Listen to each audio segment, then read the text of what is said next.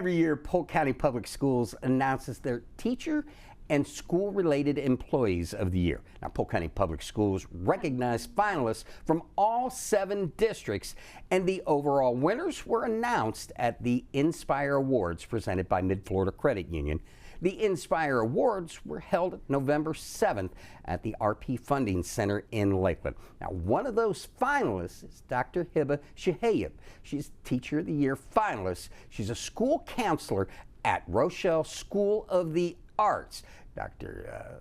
Hiba Chehaib brings a sharp mind and a wealth of knowledge to her role as counselor for the Rochelle School of Arts. Welcome to the show. Thanks for coming in. Thank you. Thank you for having me. So let's talk a little bit about career prior to Polk County.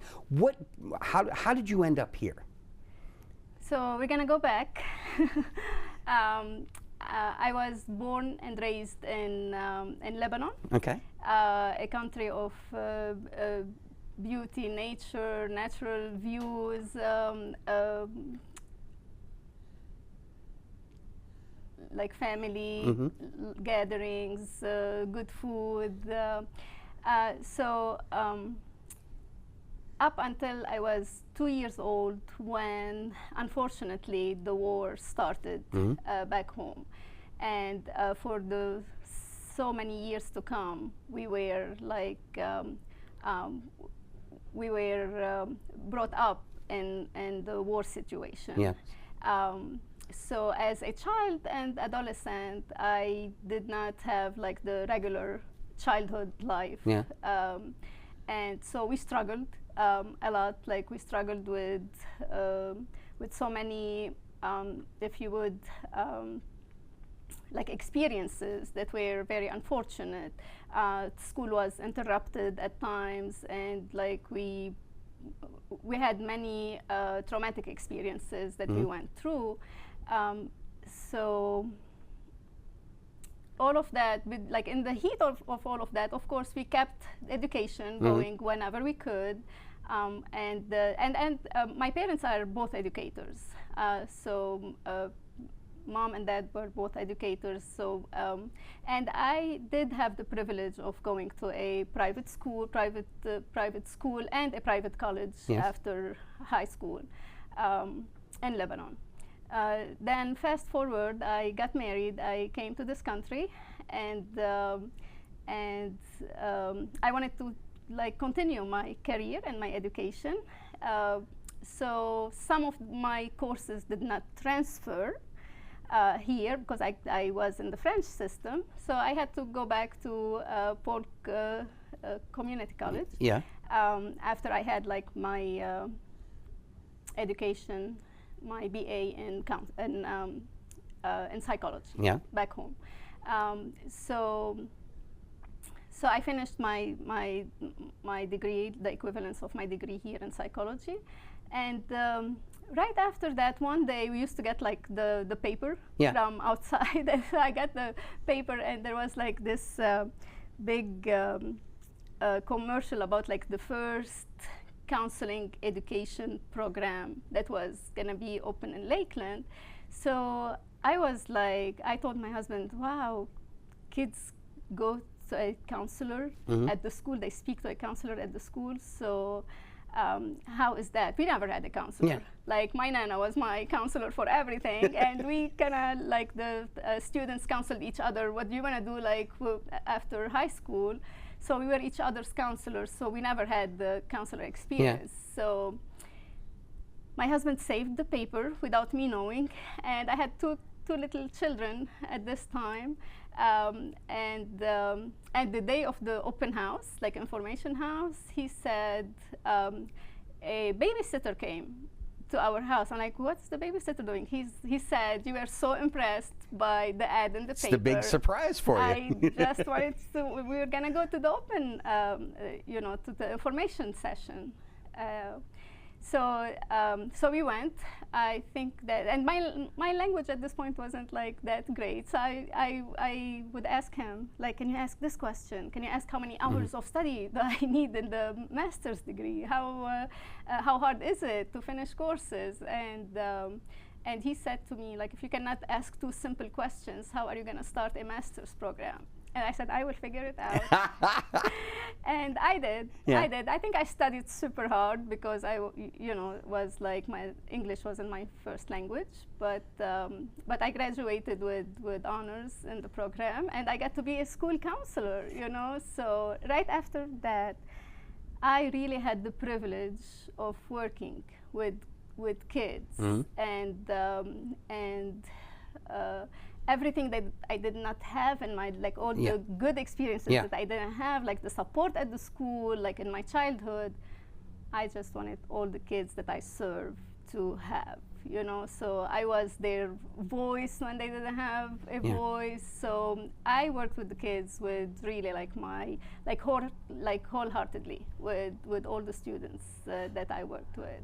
Given your background and growing up with the wars going on, you have a unique perspective of giving these kids guidance and pushing them towards their future. Talk about that a little bit of helping them choose what's going to be best for their future. Yes. So and as a school counselor, I do bring like a unique perspective to the children. I don't have a classroom, and I don't put grades for the kids, but I do work with the students to make them aware of what their potential is. Like, a lot of kids come from different backgrounds, and they have hard experiences, even though like maybe our experiences don't match, but I know like what is going through a hard time looks like. So I support them. I make them know their potential. For example, when the kids so I worked at a school where a lot of kids were English language speakers, and I know how these kids, like how hard they work throughout the whole year, but then at the end of the year they have to score a certain number to go to fourth grade.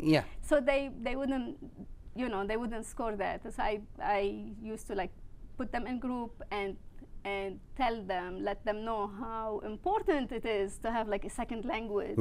And how I'm impressed how I saw them like translate to their parents, and how they're gonna grow up with making a difference. And so they would say, really?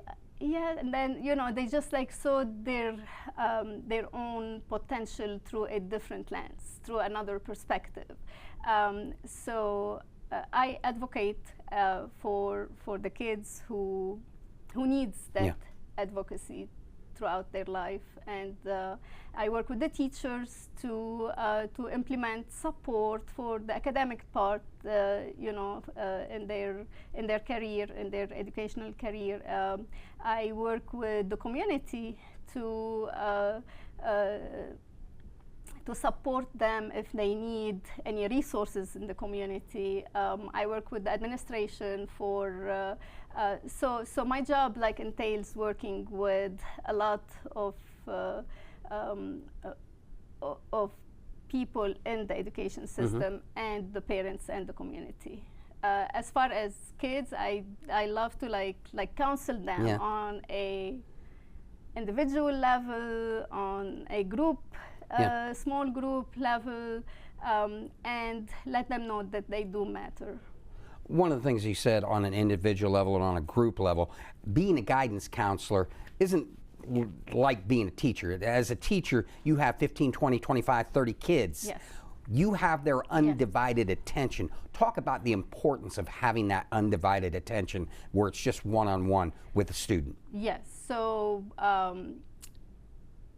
and I do wish like I do more of that in the schools, just because like the time limitation in the school is also like a barrier.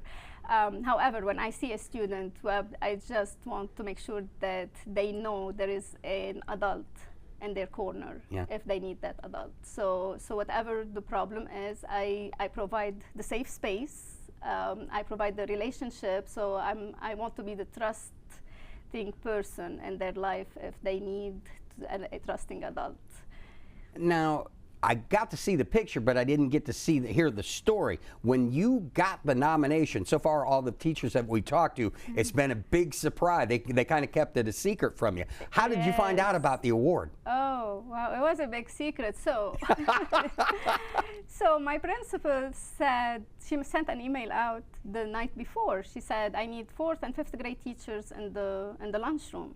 And me, of course, I'm not just go see if she needed any help. Like, I didn't know what the meeting was about. So I come close to the lunchroom. She goes, no, we don't need you. Just go back. I was like, why?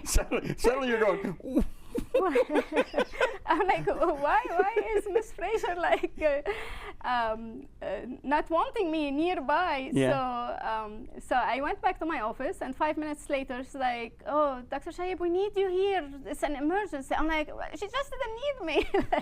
So I went down, like, thinking that there is a student who needed like immediate help. So I was running down there again to the lunchroom, and the whole, like, all the kids were like clapping. I was like, oh my God, I came here to help somebody who needed support, and my family was there, my husband, my daughter. I'm like, what did you come here for? It was great surprise. It really was. Yeah. To have this nomination, how did you get here? Who would you like to thank just for the nomination alone, whether it be family, students, administration? Who would you like to thank for that? Well, I think my nomination is just like a recognition of